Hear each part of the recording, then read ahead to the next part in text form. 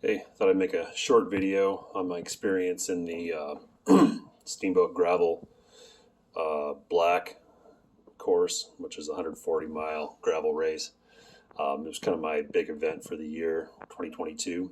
Um, it was a great experience. I got to say, I got to really thank the organizers of the Steamboat Gravel. It was really, really well put on race. And the expo was fantastic.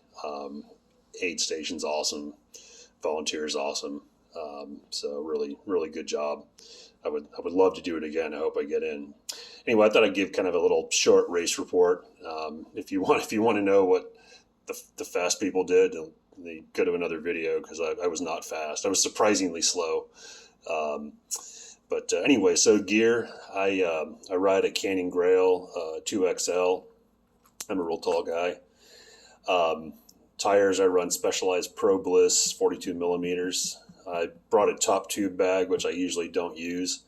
And there I put my jacket, wallet, phone, air pump. My saddle bag, I got 2 CO2s and 1 tube.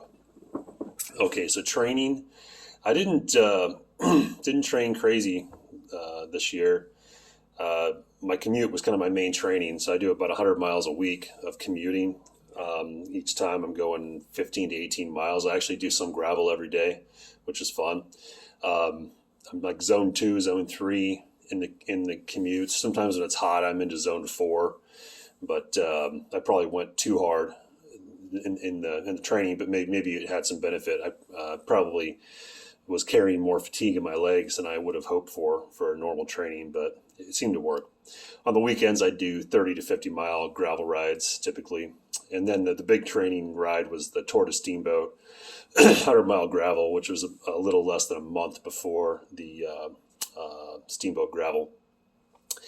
I don't run a power meter, but I felt like my fitness probably peaked about 2 weeks after the Tour de Steamboat. It was still pretty good for the Steamboat Gravel, but I should have tapered down a little bit more to kind of avoid the fatigue. But I was in good shape for a gravel.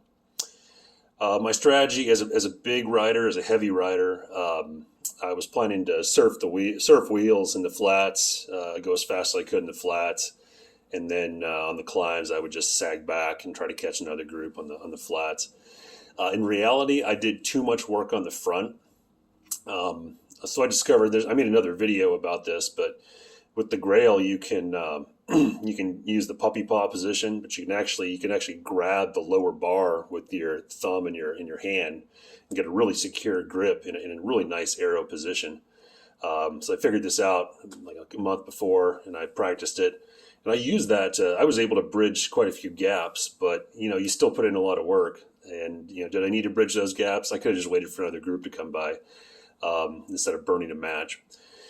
So anyway, I did too much work on the front. I definitely chased the group too much on some of the rollers where I should have just sagged.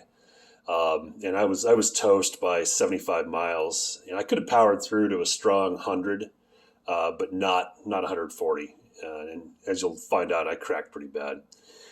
So I had a couple delays at the aid station. At aid 1, I had a 10-minute delay due to mechanical. I stupidly swapped cables 2 days before the race, so I had cable stretch. I had to get the guy to fiddle with the barrels and the limit screws, and then I had 20-minute delay at aid 4 due to a thunderstorm, in which I was already in bad shape. That was at about 97 miles in.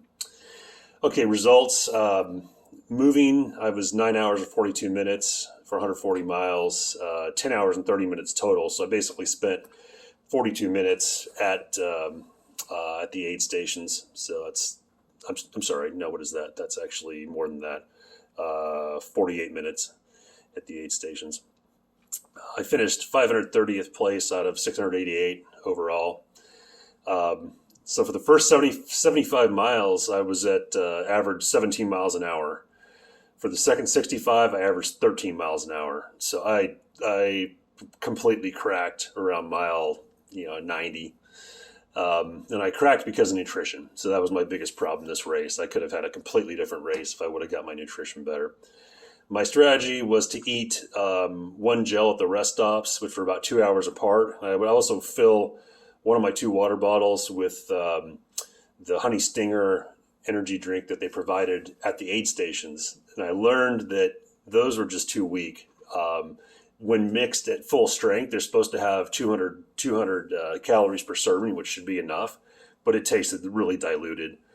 So anyway, my nutrition strategy worked pretty well for 3.5 hours, which is about when you usually bonk. I was able to kind of power through to about mile 95 when I bonked so hard that I had to get off the bike and just like stand there. So after my glycogen ran out, I learned through trial and error that I really needed to eat the equivalent of one gel every 45 minutes. Once I figured that out, I was pretty stable, but I still wasn't fast. The damage was done. So in hindsight, I would have mixed my own energy drink. So the course, first half was much more technical than the second, ignoring the section on Cow Creek Road. 60 psi was what I ran. I'm a big rider. I weighed 210 pounds, so I'm going to run high psi. But even that was a little stiff on the single track, though I liked it on the tarmac and the fast gravel. Nothing terribly technical over the whole course. I'm not a great technical rider, and nothing was like stressful really. There was no terrible sand that required knobby tires. Now Cow Creek is about a 5-mile section of downhill right near the end of the race. They must have manicured it. That road's usually in terrible shape, but and my friend rode it 2 days before, and he said it was in terrible shape. And then when we rode it, there was like a magical strip of beautiful dirt right in the middle of the road. And I think I averaged 20 miles an hour down Cow Creek, and the winner, the lead group was probably doing 27, 28. So anyway, whatever they did, I loved it. So for next year, assuming I get in, I would love to get in. I think my base volume was actually pretty good. If anything, I would change. I would just do more of the long kind of hilly rides in the weekends, just kind of get my back and body condition for long climbs. The Tour de Steamboat was fantastic training, that 100-miler about a month before. I might add some early season gravel races. I had so much fun at this one. I need to put a power meter. It's the only bike I'm riding right now, but it's the only bike where I don't have a power meter, which is stupid. So I need to throw a power meter on there so I can know where I'm at power wise. I might try thinner tires. I bought some Continental. I forget the name of them, but I looked on bicyclerolling-resistance.com. They've got pretty low rolling resistance at like a 36 millimeter width. So I may try those next year. And lastly, I need to lose 15 or 20 pounds. So don't we all? But I found that with my base training, that commuting all year long, I thought I would lose more weight, but I really didn't lose any weight, even though I really didn't feel like I was eating that much. So anyway, hopefully this is kind of useful as just sort of an everyman's race report on the Steamboat Gravel. Leave comments if you got any questions or if I left out anything. But hope to do it next year and maybe see you out there. Bye.